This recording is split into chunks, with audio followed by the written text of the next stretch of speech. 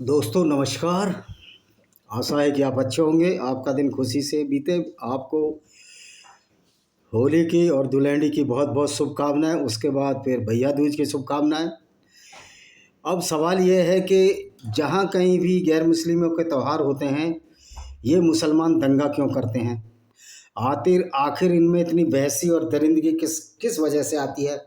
अच्छा, दूसरी बात है, जो लोग कहते हैं कि हिंदू भाई भाईचारा मनाएं, होली मनाएं, हम भी सौहार्द से मनाएंगे, तो इस्लाम की दृष्टि में वो मुसलमान नहीं है।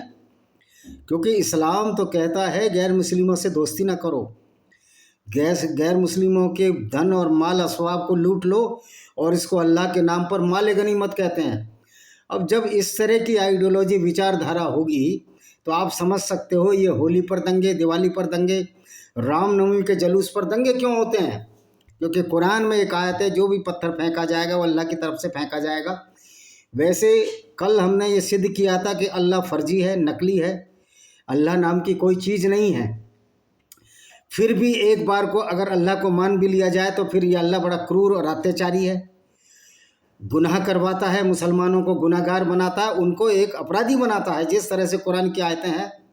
तो आज हम कुरान की उन 24 आयतों का हवाला देंगे जो पूरी दुनिया में फसाद फैलाती हैं और जिनके ऊपर एक मुकदमा भारत में भी दाखिल हुआ। और वो कौन सा है, देखिए, कुरान की 24 आयतें और उन पर दिल्ली कोर्ट का फैसला। श्री इंदर सेन, तत्कालीन उप प्रधान हिंदू महासभा दिल्ली, और राजकुमार ने कुरान मजीद, ये तो कुरान मजीद कहते हैं, मैं तो कहता हूँ कुरान बदमाश। अनुवादक मोहम्मद फारूक खां, प्रकाशक मकतबा अल हसनात, रामपुर, उत्तर प्रदेश, 1966 की कुछ निम्नलिखित आयतों का एक पोस्टर छापा, जिसके कारण दोनों पर भारतीय दंड संहिता की धारा 153A, 265A अंतर्गत FIR 237/83 U/S 235A1 PC हौज खासी पुलिस स्टेशन दिल्ली में मुकदमा चलाया गया। अब देखते हैं कौन कौन सी आयतें हैं और क्यों ये दंगे होते हैं। होली के दंगों के लिए यही आयतें जिम्मेदार हैं। देखिए क्या है। और फिर जब हराम के महीने बीत जाएं, यानी ये जो रमज़ान चल रहा है, रमज़ान का जब इनका रोज़ा ख़त्म हो जाए तो मुशरिकों को जहाँ पाओ कत्ल करो। ये बहुत ही फेमस आयत है, चैप्टर 9 की आयत नंबर 5 है, पृष्ठ संख्या 368 पर आप इसको देख सकते हो। पकड़ो और उन्हें घेरो और उनकी घात की जगह उनकी ताक में बैठो, उनकी जगह घात में ताक पर बैठो। ये बड़ी अच्छी बात है। इस बार रमज़ान का पूरा महीना नहीं निकल रहा है, नहीं तो ये मुसलमान जहाँ तक हिंदुओं को कत्ल करने लगते, कह रहे अब तो हमारा रमज़ान का महीना ख़त्म हो गया। ये इनकी आयत कह रही है, ये मैं नहीं कह रहा, ये कुरान की जो शैतानी वर्ष है वो कह रही है। यदि वे तौबा कर लें और नमाज कायम करें और ज़कात दें तो उनका मार्ग छोड़ दो। यानी अगर वो तौबा कर लें, यानी मुसलमान बन जाए कि हम अब इस्लाम को मानने लगे हैं। मैंने कही अपने वीडियो में डाला, इस मूर्खता ज्ञान अल्लाह को कौन मानेगा, जो कि अल्लाह ये जानता ही नहीं। दुनिया अल्लाह ने बनाई है कुरान के हिसाब से, लेकिन अल्लाह को ये नहीं पता कि दुनिया जो है सूर्य के चारों तरफ घूमती है। अल्लाह कहता है धरती स्थिर है, सूर्य उसके चारों तरफ घूमता है। तो ये उल्टी खोपड़ी का अल्लाह तो दुनिया बनाने वाला हो नहीं सकता। अब ये कहेंगे इसमें ब्लेस्फेमी काई की बात है। भाई ये मूर्खतापूर्ण बात नहीं है, ज्ञानतापूर्ण बात नहीं है कि ऐसा अल्लाह है जिसको ये नहीं पता कि मैंने क्या बनाया है, वो स्थिर है, चल रहा है।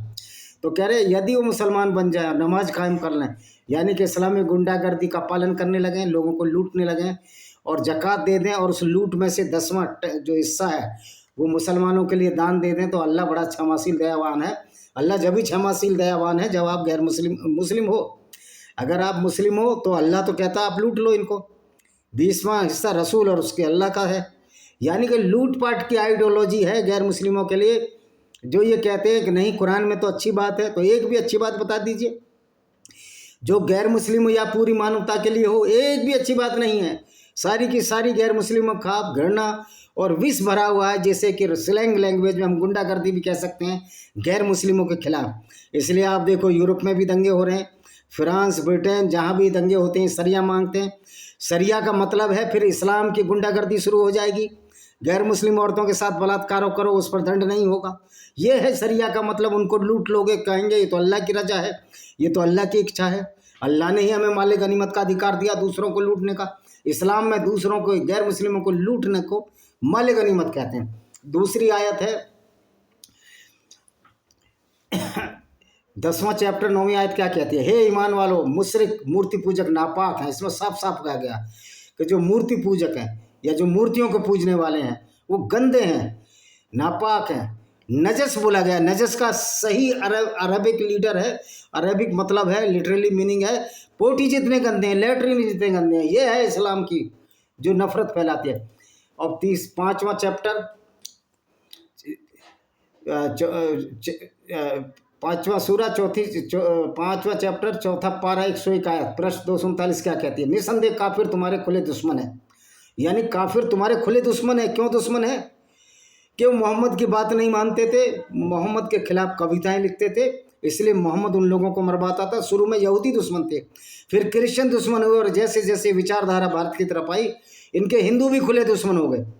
क्योंकि ये लोग उस अल्लाह में विश्वास नहीं करते जो नकली है, झूठा अल्लाह है, और जो हमारे मुसलमान भाइयों को क्रिमिनल बनाता है, अपराधी बनाता है।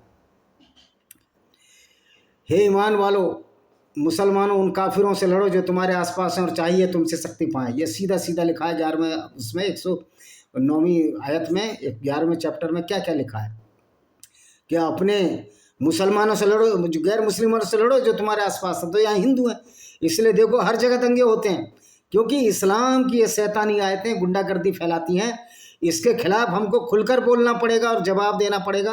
वैसे महू में बहुत अच्छा जवाब दिया, अच्छी पिटाई ठुकाई हुई है।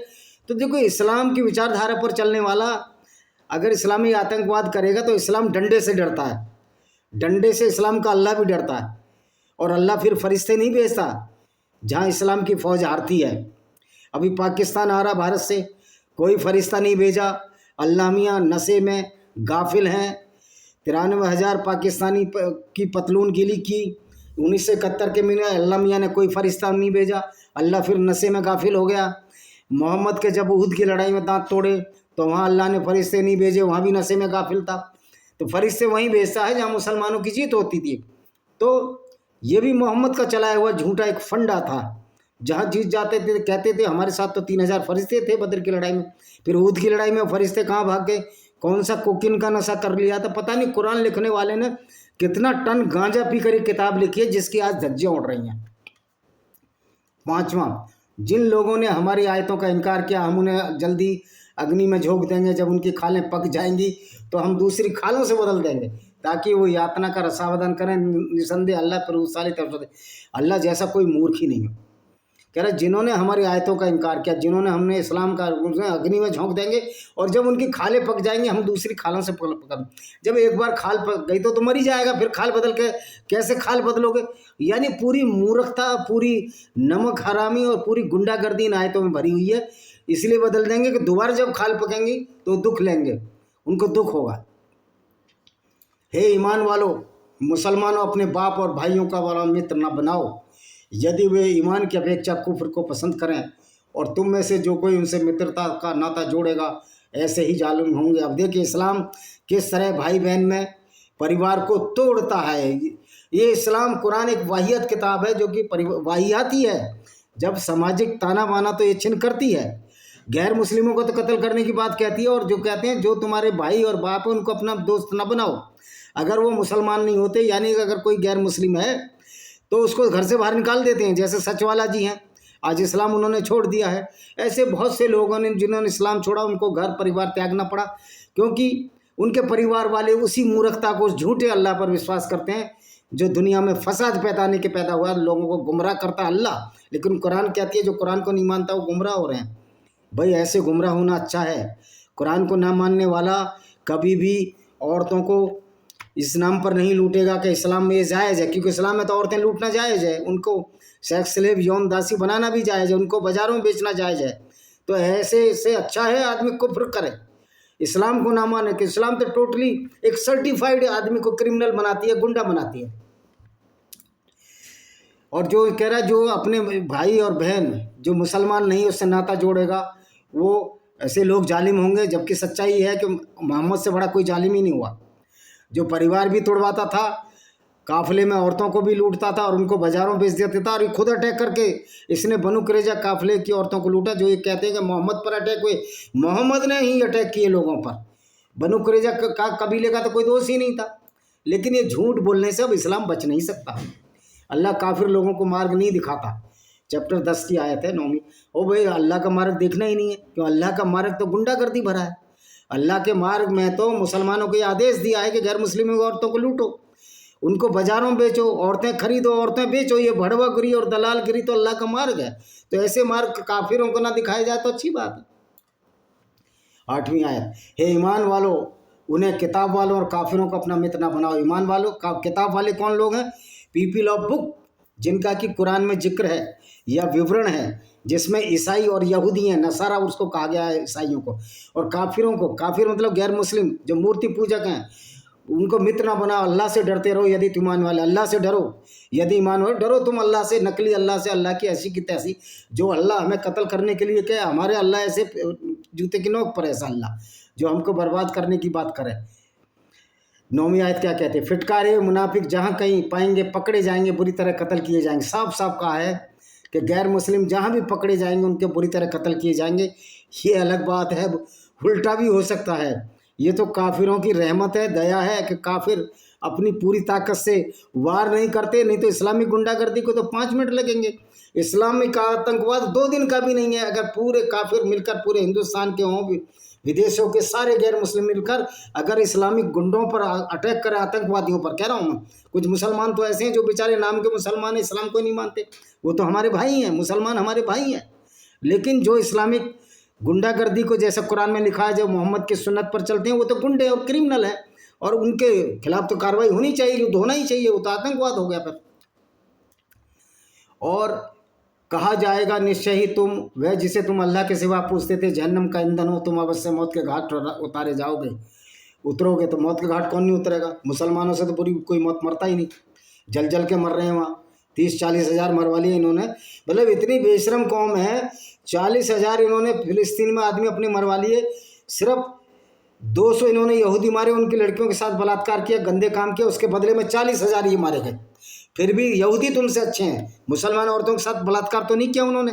मैं तो कहता हूँ, अगर तुम्हारी आइडियोलॉजी कहती है गैर मुस्लिमों के साथ बलात्कार करना, औरतों को सेक्स स्लेव बनाकर, फिर तुम्हारे साथ भी ये होना चाहिए। तब तो तुम्हें समझ में आएगी दर्द क्या होता है। तुमको दर्द देने के लिए दर्द ही देना पड़ेगा। देखिए, दर्द की जगह दर्द ही होती है। जब इनको दर्द मिलेगा तो समझ में आएगा कि हम किस मोहम्मद के चक्कर में पड़ गए, किस पागलपन में पड़ गए। और उससे बढ़कर जालिम कौन होगा जिससे उसे रब की आयतों द्वारा चेताया जाए और फिर वह उनसे मुंह मोड़ ले। निश्चय ही ऐसे अपराधियों से बदला लेना वो अपराधी हैं। यानी कि जो आयतों से मुंह मोड़ ले, भाई आयत ही अपराधी बनाती है। कुरान की जो आइडियोलॉजी है, कत्लो गारत की आयत, इससे मुसलमान अपराधी बनते हैं। तो सारा दोष कुरान का है। लोग मुसलमानों को गाली देते हैं, मुसलमानों को गाली मत दो, ये कुरान है। कुरान जो है इनकी सारी अम्मा है, इनकी अपराधों की जड़ी कुरान है। अल्लाह ने बहुत सी गनीमतों का वादा किया जो तुम्हारे हाथ आएंगे। गनीमत माने बहुत ही आपको बहुत सारा पुरस्कार का वादा। कौन सी?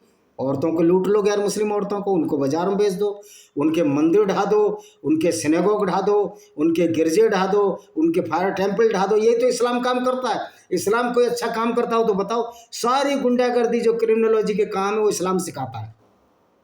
और हमें डर नहीं है किसी से भी, क्योंकि सारे दुनिया के काफिर जाग चुके हैं और वो मुसलमान भी जाग चुके हैं जो इस्लाम को समझकर इस्लाम छोड़ रहे हैं। हे नबी, काफिरों और मुनाफिकों के साथ जिहाद करो, उन पर सख्ती करो, उसका ठिकाना जहन्नम में और बुरी जगह। मैं तो कहता हूँ तुम्हारे अल्लाह की औकात है ना, तुम्हारे नबी की भी औकात है।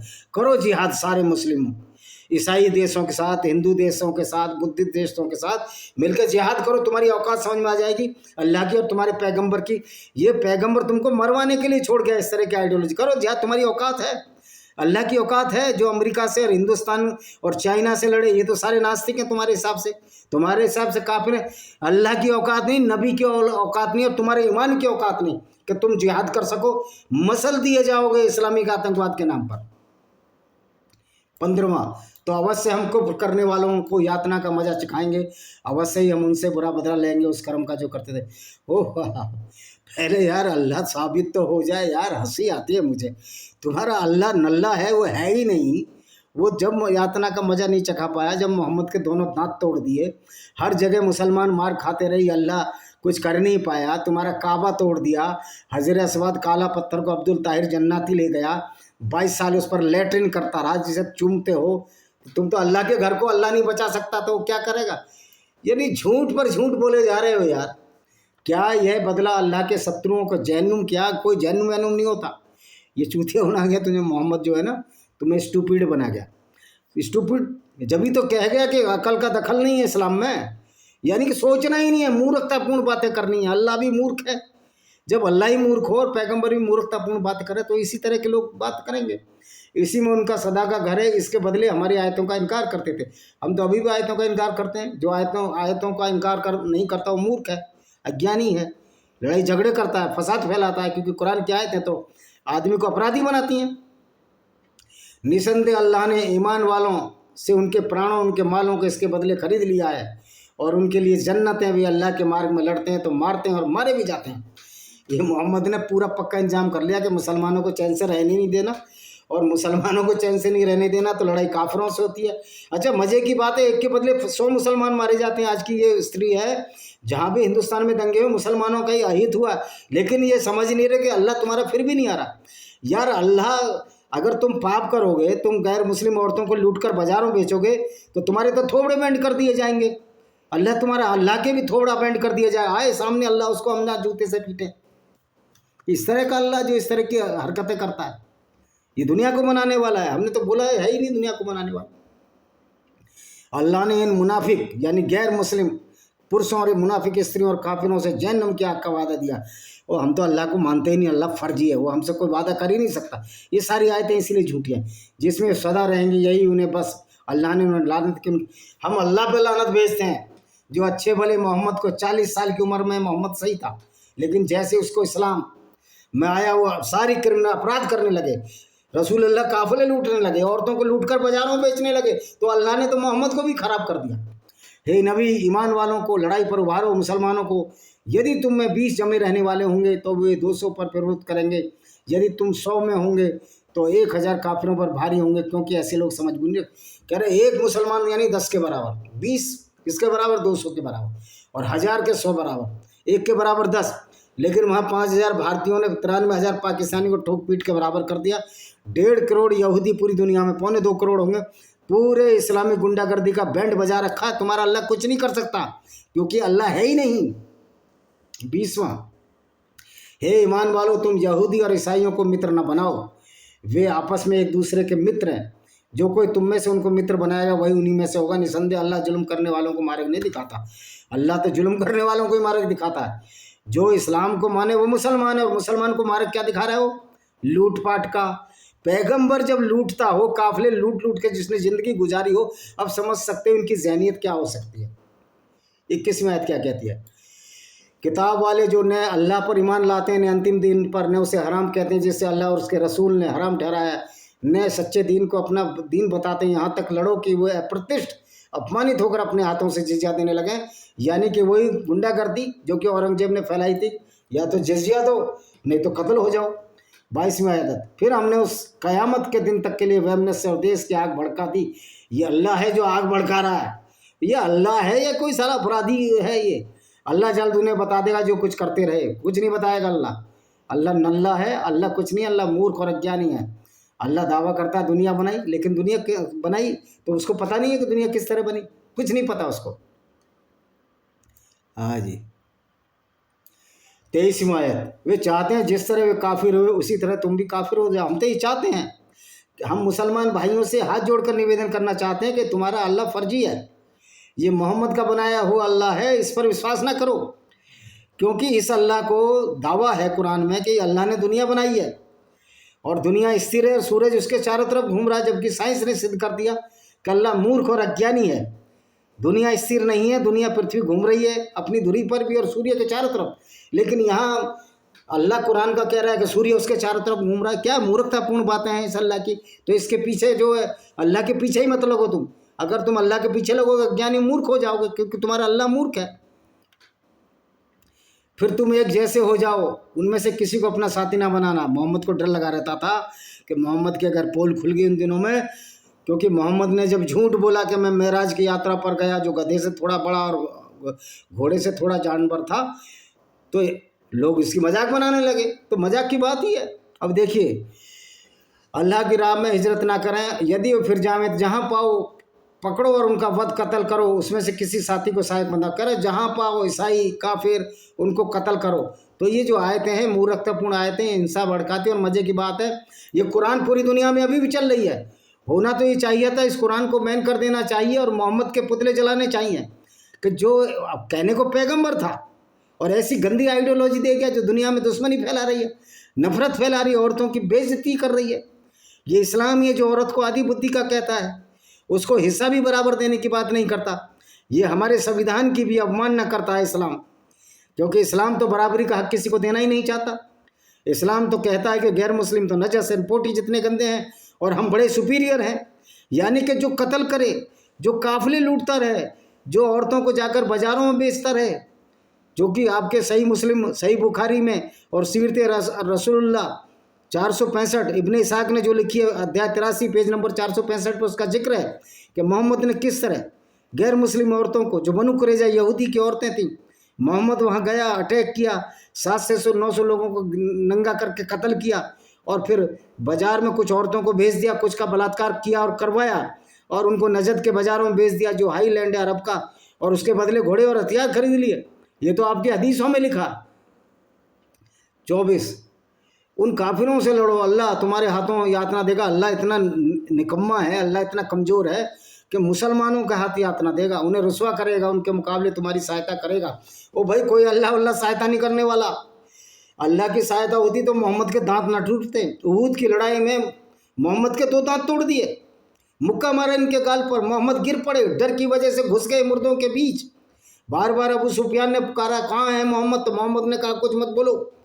इनके लोग भी घबरा गए कि हमारा पैगंबर मारा गया। लेकिन जब लाशों के बीच 2 चमकती आंखें दिखी, ये इनकी किताबों में जिक्र है, तो मोहम्मद ने कहा, चुप, बोलो मत, नहीं मारे जाओगे। तो इतने कायर व्यक्ति, मोहम्मद कभी युद्ध में लड़ा ही नहीं, जहां लड़ा वहां दांत टूट गए।